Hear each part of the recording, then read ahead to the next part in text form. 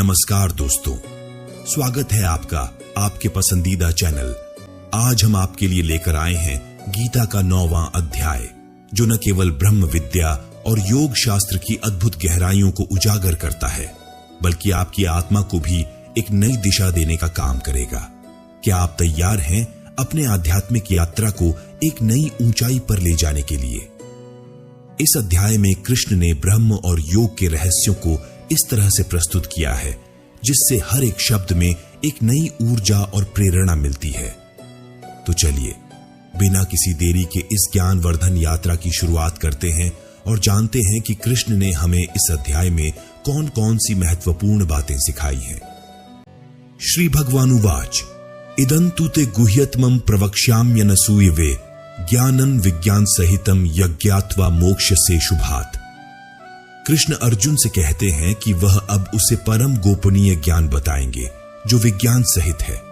यह ज्ञान उसे दुख रहित संसार की ओर ले जाएगा। अर्जुन में कोई दोष नहीं है, न ही ईर्ष्या। भगवान कहते हैं यह ऐसा ज्ञान है जिसे जानकर अर्जुन दुख से मुक्त हो जाएगा। जो कर्म मुक्ति की ओर ले जाए वही उत्तम है, जो संसार में फंसाए वह उत्तम नहीं। यह सच है लेकिन कठोर है। कृष्ण अर्जुन को बताते हैं कि यह ज्ञान न केवल जानकारी है बल्कि विज्ञान सहित है। अर्जुन को इसे समझना और अपनाना है जिससे वह दुखमय संसार से मुक्त हो सके। यह ज्ञान उसे आत्मा की शांति और संसार के बंधनों से मुक्ति दिलाएगा। यही जीवन का सर्वोच्च उद्देश्य है। हमारे अधिकांश कर्म हमें इस संसार के जाल में और गहराई से उलझा देते हैं।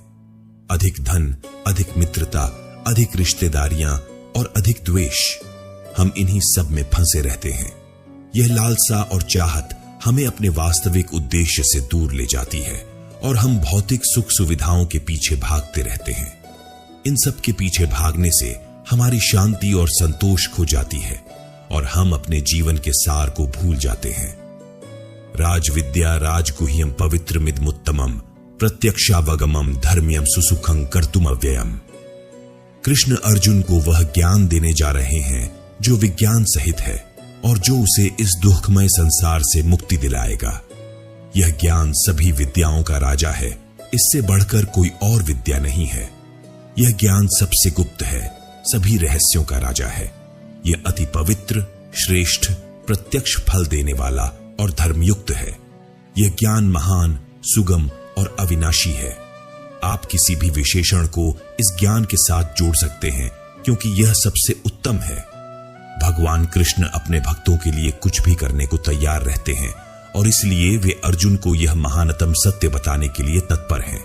अश्रद्धानाः पुरुषा धर्मस्यास्य परंतप अप्राप्यमान निवर्तन्ते मृत्यु संसार वर्तमणि। जिस चीज के प्रति आपकी श्रद्धा नहीं है, क्या आप उसे वास्तव में प्राप्त कर सकते हैं? श्रद्धा किसी भी चीज को पाने की सबसे पहली जरूरत होती है। दोस्तों, किसी भी लक्ष्य को पाने के लिए श्रद्धा बेहद आवश्यक है और श्रद्धा कभी झूठी नहीं होती। यह या तो होती है या नहीं होती। इसे आप जबरदस्ती उत्पन्न नहीं कर सकते। कृष्ण भी यही बात अर्जुन को समझा रहे हैं। हे परंतप, जिन पुरुषों में धर्म के प्रति श्रद्धा नहीं होती वे मुझे प्राप्त नहीं कर सकते और मृत्यु के इस संसार चक्र में घूमते रहते हैं। धर्म और कर्म के प्रति जिन लोगों में श्रद्धा नहीं होती वे कभी भगवान कृष्ण को प्राप्त नहीं कर पाते, बस जीवन के चक्र में फंसे रहते हैं। दोस्तों, हमें अपने जीवन पर भी विचार करना चाहिए कि क्या हम भी इसी चक्र में उलझे हुए हैं। क्या हमारे कर्म और श्रद्धा हमें सही दिशा में ले जा रहे हैं या हम भी सिर्फ चक्कर काट रहे हैं? मया ततमिदं सर्वं जगद व्यक्त मूर्तिना मत्स्थानी सर्वभूतानि न चाह तेष्वस्थिता। इस श्लोक में कृष्ण अपने और इस संसार के स्वरूप के बारे में बता रहे हैं। यह विषय थोड़ा जटिल है, इसलिए ध्यान दें। कृष्ण कहते हैं यह पूरा जगत मुझ निराकार परमात्मा से ऐसे भरा हुआ है जैसे बर्फ जल से बनी होती है। सभी प्राणी मेरे संकल्प के आधार पर मुझ में स्थित हैं, लेकिन वास्तव में मैं उनमें नहीं हूं। कृष्ण यह समझाना चाहते हैं कि उनके अव्यक्त स्वरूप में पूरा जगत समाया हुआ है, लेकिन वे स्वयं इस जगत में नहीं समाये हुए हैं। जैसे बर्फ जल से ही बनी होती है, लेकिन जल में बर्फ नहीं होती, उसी प्रकार इस संसार का हर जीव कृष्ण में समाहित है, लेकिन कृष्ण उनमें नहीं है। न च मत्स्थानि भूतानि पश्य में योगमैश्वरम भूतभृन्न च भूतस्थो ममात्मा भूत भावना। सब भूत, जीव या निर्जीव वास्तव में कृष्ण में स्थित नहीं है, क्योंकि सारे भूत मरण धर्म हैं, अर्थात नाशवान हैं। इस दुनिया में जो भी है उसका अंत निश्चित है, तो हम कृष्ण में कैसे हो सकते हैं?